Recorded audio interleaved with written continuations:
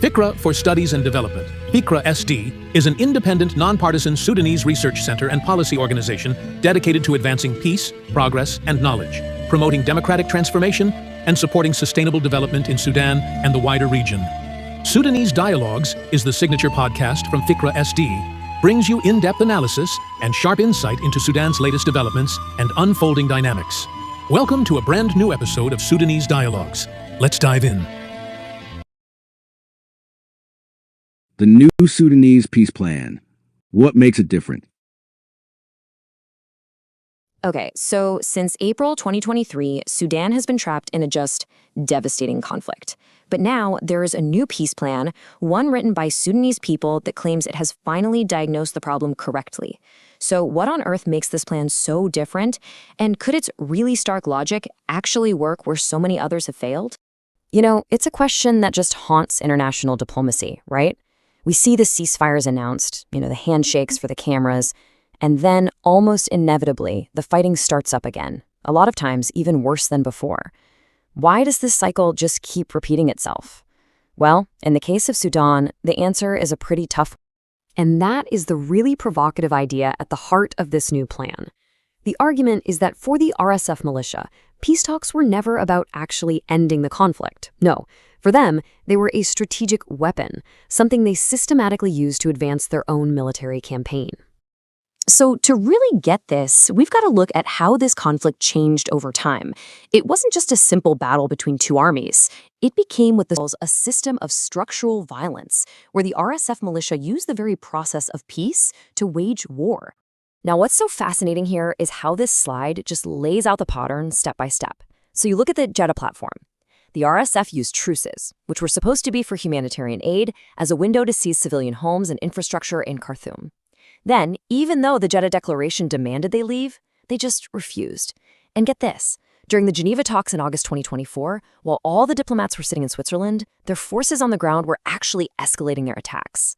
I mean, it was a cynical strategy, but it was incredibly effective, and it turned the whole peace process into an engine for war. And of course, this kind of exploitation had just horrifying consequences for the people on the ground. When a militia occupies entire cities and uses civilians as human shields, well, the whole nature of negotiation just completely changes. Really gets to the core of the diagnosis. The crucial point here is that any talks that are held while civilians are under military occupation, well, they aren't about finding a political solution. They're about responding to a threat where an entire population is being used as a bargaining chip. 18 months. An entire year and a half. Just let that sink in. That's how long the city of El Fasher was under siege, from May 2024 all the way until it finally fell in October 2025. This wasn't just a battle. It was a brutal, drawn-out strategy of blackmail that perfectly shows this idea of collective hostage-taking. And the tactics they used, they were systematic and unbelievably cruel. The RSF imposed a starvation siege, but they also actively stopped people from escaping. They actually built a physical barrier, a berm, to lock the population in. And this part is it's chilling. They deployed soldiers to execute anyone who even tried to flee. And they filmed the killings to terrorize everyone who remained. This wasn't just a siege. It was a calculated act of terror designed to break the will of an entire city. So, when the city finally did fall, the violence was just indiscriminate. The massacre at the Saudi hospital, where 460 patients, staff, and their families were killed. That wasn't some accident of war. No, this was a statement, a way of showing complete disregard for human life and the most basic international rules. Give this strategy a name. They call it primitive fascism. See, this isn't just about winning a battle. It's a whole philosophy of governing where terror is just a normal tool of control, and human beings are reduced to nothing more than leverage. And if you want a perfect and, frankly, terrifying example of what this primitive fascism looks like in action, you just have to look at the figure of Abu Lulu. This guy wasn't some soldier committing crimes in secret. He was basically a media figure, performing his violence, boasting in these slickly produced videos about killing over 1,000 people. Killing became a public spectacle, a form of political propaganda designed to break the will of the population. But the fight wasn't just on the ground. At the same time, there was a whole other war happening, a digital one. After El Fasher fell, a massive disinformation campaign orchestrated by the UAE was launched. We're talking 19,000 bots flooding social media. The goal? to completely rewrite the story and reframe a massacre as a liberation. They wanted to control the narrative and shape reality itself.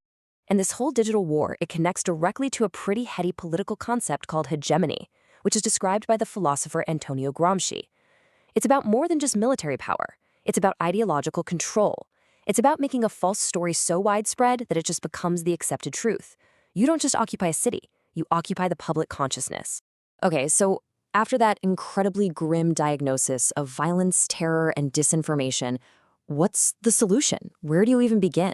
This brings us to the turning point, the new Sudanese Peace Plan, which was presented on December 23rd, 2025, and it argues that before you can find a cure, you have to get the diagnosis right.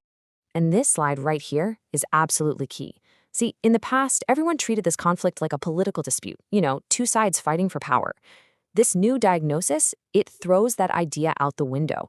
It says this is not a political disagreement. This is a project of occupation that's trying to redraw the map of Sudan through sheer force.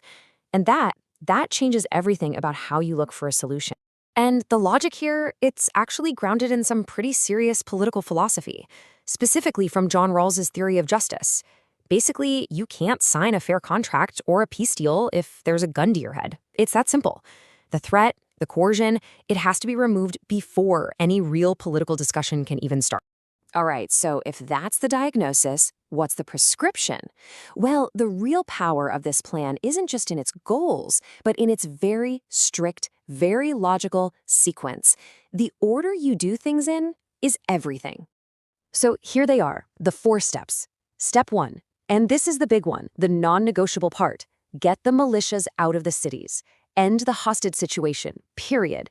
Only then can you move to step 2, getting those forces together in camps that are monitored by the international community. Once that security is established and civilians are safe, you can, in step 3, make sure humanitarian aid actually gets through without being stolen or used as a weapon. And only after all of that is done can you finally begin step 4, a real political dialogue. The key is that each step has to happen before the next one. You just can't have a real dialogue until civilians are safe. But the plan doesn't stop there. It goes even deeper, pointing to an ultimate goal that has to be achieved if you want any kind of lasting peace. And this is where we get to the plan's most radical and probably most controversial proposal. The end game is not to reform the RSF or integrate it into the army. It is to dismantle it completely, as an institution. The whole argument is that the militia itself, as a structure, is the problem. And look, dismantling means so much more than just taking away their guns. It means you have to go after the entire ecosystem that keeps this militia alive. You have to cut off its money from things like illicit gold smuggling.